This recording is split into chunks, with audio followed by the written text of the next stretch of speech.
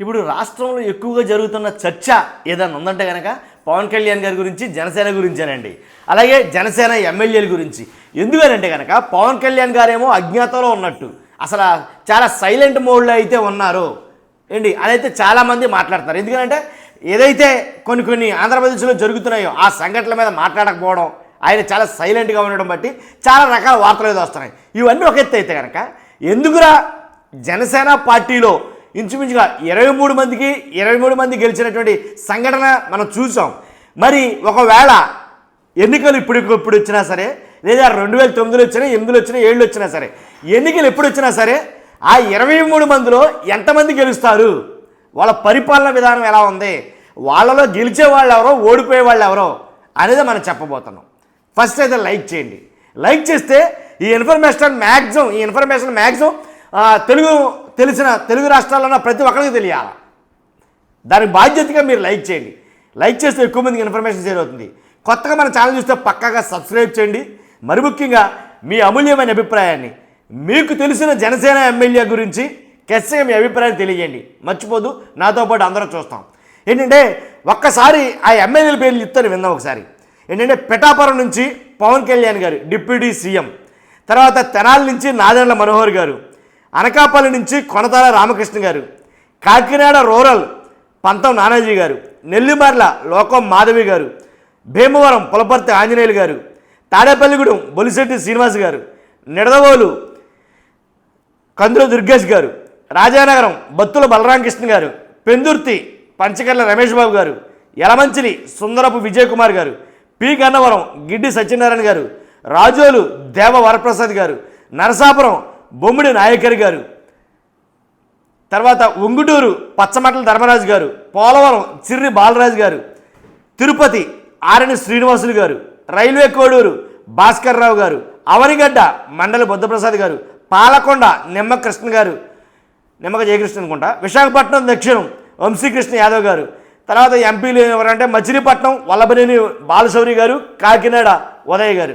వీళ్ళ గురించి మాట్లాడాలంటే కనుక ఒక్కసారి అంటే ఎందుకు ఎంతమంది ఎమ్మెల్యేలు గెలుస్తారు, వీళ్ళలో ఎవరు ఓడిపోతారని అంటే కనుక అవినీతి అక్రమాలు ఆంధ్రప్రదేశ్లో కొంతమంది ఎమ్మెల్యేలు తారాస్థాయికి వెళ్ళిపోయాయి. దాంట్లో ఎలాంటి డౌట్ లేదు. కాబట్టి కొంతమంది ఎమ్మెల్యేలు వీళ్ళలో గెలుస్తారు, కొంతమంది ఓడిపోతారు. ఎంతమంది గెలుస్తారు, ఎవరు ఓడిపోతారు అనేది ఖచ్చితంగా నేను చెప్తాను. చెప్పే ముందు ఏదో మచ్చుకి వీళ్ళ గురించి 1-2 వీడియోలు అయితే కనుక మీకు వినిపించాలని నేను అనుకుంటున్నాను. For example Janasena MLA Chirri Balaraju గారి గురించి ఒక్కసారి విందాం. ఎన్నికలకు ముందు ఆ ఎమ్మెల్యేకు కనీసం కారు కూడా లేదు.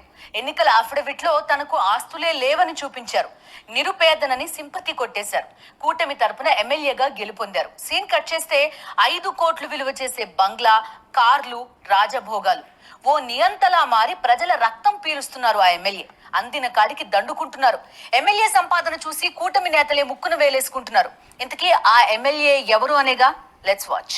ఉమ్మడి పశ్చిమ గోదావరి జిల్లాలో పోలవరం నియోజకవర్గం పేరు ఇప్పుడు రాష్ట్ర వ్యాప్తంగా చర్చనీయాంశంగా మారింది. దానికి కారణం పోలవరం ఎమ్మెల్యే చిర్రి బాలరాజు. 2024 ఎన్నికల్లో కూటమి నుంచి లక్కీగా టికెట్ కొట్టేసి గెలుపొందిన బాలరాజు దీపం ఉన్నప్పుడే ఇల్లు చక్కబెట్టుకోవాలన్న సామెతను ఫాలో అవుతున్నారు. ఎమ్మెల్యేగా గెలిచిన రోజు నుండే దోచుకో, దాచుకో, తినుకో అన్న విధంగా వ్యవహరిస్తున్నారు. అమాయకపు గిరిజనుల రక్తాన్ని పీలుస్తున్నారు. ఓవైపు ఆ పార్టీ అధినేత పవన్ కళ్యాణ్ మేము ఆదర్శ రాజకీయాలు చేస్తామంటూ ప్రగల్భాలు పలుకుతుంటే, ఈ ఎమ్మెల్యే మాత్రం ఇప్పుడు కాకపోతే ఇంకెప్పుడు అన్నట్లుగా దందా చేస్తున్నారు.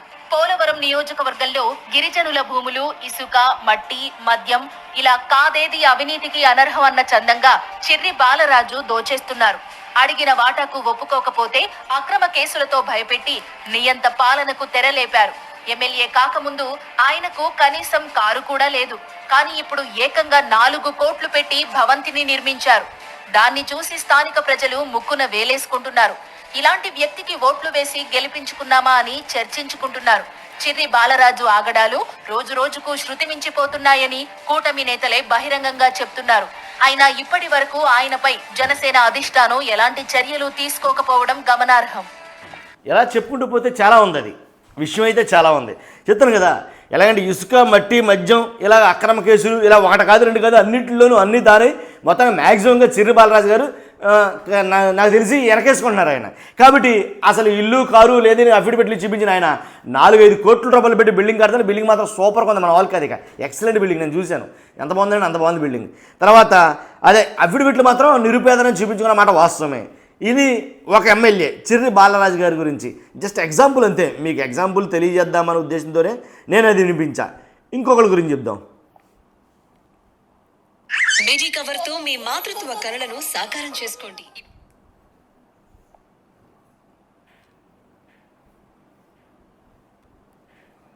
పోతున్నారా? అన్న కొడుక్కి నియోజకవర్గాన్ని అప్పగించేశారా? భూభాగోతాలు బదిలీల్లో బొక్కేడాలు కామన్ అయిపోయాయా? స్వయంగా పవన్ కళ్యాణ్ పిలిచి క్లాస్ పీకినా మారని ఆ ఎమ్మెల్యే ఎవరు? ఎలా చెలరేగిపోతున్నారు? ఆరిని శ్రీనివాసులు తిరుపతి ఎమ్మెల్యే 2024 అసెంబ్లీ ఎన్నికల్లో చివరి నిమిషంలో జనసేన టికెట్ తెచ్చుకొని భారీ మెజారిటీతో గెలిచారాయన. ఎన్నికలకు ముందు వరకు వైసీపీ ఎమ్మెల్యేగా ఉన్న ఆరినికి టికెట్ ఇవ్వడాన్ని తిరుపతి టీడీపీ జనసేన నేతలు తీవ్ర స్థాయిలో వ్యతిరేకించారు. అయినా సరే ఫైనల్ గా ఆయనకే ఖరారు ఉన్న సమయంలో శ్రీనివాసులు వెంటే ఉన్న ఆయన అన్న కుమారుడు ఆరిని శివకుమార్ షాడోలో వ్యవహరించారన్న ఆరోపణలున్నాయి. నాడు చిత్తూరు కేంద్రంగా భూ కబ్జాలు, కమిషన్లు దండుకోవడాలు ఓ రేంజ్ లో చేసినట్టు చెప్పుకుంటారు. చివరికి గత ఎన్నికల సమయంలో పెద్దిరెడ్డితో ఉన్న పేచీ కారణంగా శ్రీనివాసులకు వైసీపీ టికెట్ రాలేదంటారు. ఇంకా ఇలా చెప్పుకుంటూ పోతే అంటే ఆయన ఎమ్మెల్యే అయినా కానీ షాడో ఎమ్మెల్యే శివకుమార్ గారు కాబట్టి ఆయన మాత్రం బీభత్సంగా దండేస్తున్నారు, అక్కడ పిండేస్తున్నారని అయితే కనుక కొన్ని మాటలు అయితే ఉన్నాయి. వీళ్ళ కదండి నేను ఎందుకు ఈ వీడియో నిర్మించాల్సి వస్తుందంటే నేను నా నోటిగా మాటగా చెప్పడం కన్నా కొన్ని మీకు వినిపించడం కరెక్ట్ అని చెప్పేసి వినిపిస్తాను. నానాజీ చేపట్టిన ప్రాయశ్చిత్త దీక్షకు మద్దతు తెలిపిన వారందరికీ కృతజ్ఞతలు తెలిపారు ఎమ్మెల్యే. ఇటువంటి సంఘటన మరొకసారి పునరావృతం కాకుండా చూసుకుంటానన్నారు. మరొకసారి డాక్టర్ ఉమా మహేశ్వరరావుకు బహిరంగ క్షమాపణ చెప్తానన్నారు.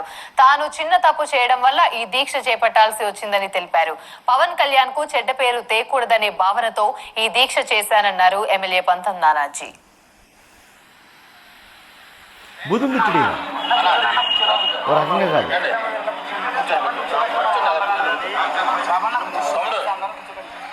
ఎలా అంటే డాక్టర్ ప్రొఫెసర్ ఆయన పట్టుకుని అసలు మనం మాట్లాడకూడదు ఆ రేంజ్లో అయితే కనుక బూతులు తిట్టడం జరిగింది. అలాగే కొన్ని విషయాల్లో ల్యాండ్ సెటిల్మెంట్లు కానీ భూ కబ్జాలు కానీ ఇలా ఒక్క ఎమ్మెల్యే కాదండి. ఎలా అంటే 23 మందిలోనూ చాలా మట్టుకి ఈ రకంగానే ఉన్నారని చెప్పాలి. వాస్తవానికి పవన్ కళ్యాణ్ గారు అయితే పిలిపించుకున్నారంట. వీళ్ళలో కొంతమందిని పవన్ కళ్యాణ్ గారు పిలిపించుకుని వాళ్ళకు వార్నింగ్లు అయితే ఇవ్వడం జరిగింది. ఎక్కడ దాకా ఎందుకు జనసేన మంత్రి ఒక ఆయన్ని 2-3 సార్లు పిలిపించుకుని తిట్టినా సీరియస్ అయినా వార్నింగ్ ఇచ్చినా కానీ ఆ విధానంలో మాత్రం ఏమాత్రం మార్పు రాలేదంట మంత్రి. ఇక ఎమ్మెల్యేలు ఇంకే చూడవసరం లేదు. ఇక భారీ ఎత్తులు అవినీతులకు పాల్పడుతున్నారని చెప్పేసి సర్వేలు చెప్తున్నాయి. ఇంకో మాట చెప్పాలి నేను మీకు, ఇంతకు ఓడిపోయే వాళ్ళు ఎవరో అనేది నేను చెప్తాను, ఖచ్చితంగా లిస్ట్ చెప్తాను. కాకపోతే వీళ్ళ మాత్రం భారీ ఎత్తులో అవినీతులు అయితే చేస్తారు కాబట్టి వీళ్ళలో చాలామంది సీట్లు సిరిగిపోయే పరిస్థితి ఉంది. ఇంకా దాంట్లో ఎలాంటి డౌట్ లేదు. మరలా గెలుస్తారా అని అంటే కనుక గెలవరు, దాంట్లో ఎలాంటి డౌట్ లేదు. ఎవరు గెలవరు ఏంటంటే సర్వేలు చాలా చెప్తున్నాయి, 1-2 కాదు, చాలా సర్వేలు చాలా రకాలుగా మాట్లాడుతున్నాయి. ఎవరు గెలవరో చెప్తాను ఇప్పుడు నేను. ఇప్పుడు విశాఖ సౌత్ నుంచి వంశీకృష్ణ శ్రీనివాసు, యలమంచిలి యలమంచిలి నుంచేమో సుందరపు విజయకుమార్ గారు, అలాగే కాకినాడ రూరల్ నుంచి పంతం నానాజీ గారు, రాజానగరం నుంచి బత్తుల బలరామకృష్ణ గారు, రాజోల్ నుంచి ఎస్సీ రిజర్వ్ నియోజకవర్గం ఇది, రాజోల్ నుంచి దేవవార ప్రసాద్ గారు, భీమవరం నుంచి పులపర్తి రామాంజలి గారు, అంజుమం అంటాం కదా మనం, చాలామంది అలా పిలుస్తారు, పోలవరం నుంచి ఎస్టీ రిజర్వ్ నియోజకవర్గం ఇది చిర్రి బాలరాజు గారు, ఆల్రెడీ వీడియోస్ చూపించాం మనం. తర్వాత తిరుపతి నుంచి ఆర్ఎన్ శ్రీనివాస్ గారు, ఆయన గురించి కూడా వీడియోస్ చూపించాం. తర్వాత రైల్వే కోడూరు అరవ శ్రీధర్. ఇక తెనాలి నుంచి టైట్ ఫైట్ అయితే ఉండబోతుంది. తాడేపల్లిగూడెం బొలిశెట్టి శ్రీనివాస్ గారు కూడా చాలా కష్టపడే మనస్తత్వం ఉన్న వ్యక్తులు, కాకపోతే అక్కడ మాత్రం కొంచెం ఇబ్బందికరమైన పరిస్థితులే ఉన్నాయి. ఇదండి నేను చెప్పిన ఈ 13 మంది ఎవరైతే ఉన్నారో, 13 కదా, 13 మంది ఎవరైతే ఉన్నారో వాళ్ళు మాత్రం సమస్య లేదు, ఇప్పటికిప్పుడు ఎన్నికలు వచ్చినా సరే ఓడిపోతారు, దాంట్లో ఎలాంటి డౌట్ లేదు. ఎందుకంటే అన్ని సర్వేలు వాళ్ళకి వ్యతిరేకంగా ఉన్నాయి, భయంకరమైన వ్యతిరేకత మూట కట్టుకున్నారు. చూస్తున్న మీరు అందరూ కూడా మీ అభిప్రాయం అనేది ఖచ్చితంగా కామెంట్ రూపంలో తెలియజేయండి జనసేన ఎమ్మెల్యేల మీద. అలాగే కొత్తగా మన ఛానల్ చూస్తే పక్కాగా సబ్స్క్రైబ్ చేయండి. ఫస్ట్ అయితే నాకు మోటివేషన్గా ఉంటుంది, ఇలాంటి ఇన్ఫర్మేషన్ ఎక్కువ మంది తెలియాలి కాబట్టి మీ బాధ్యతగా లైక్ చేయండి. Thank you very much.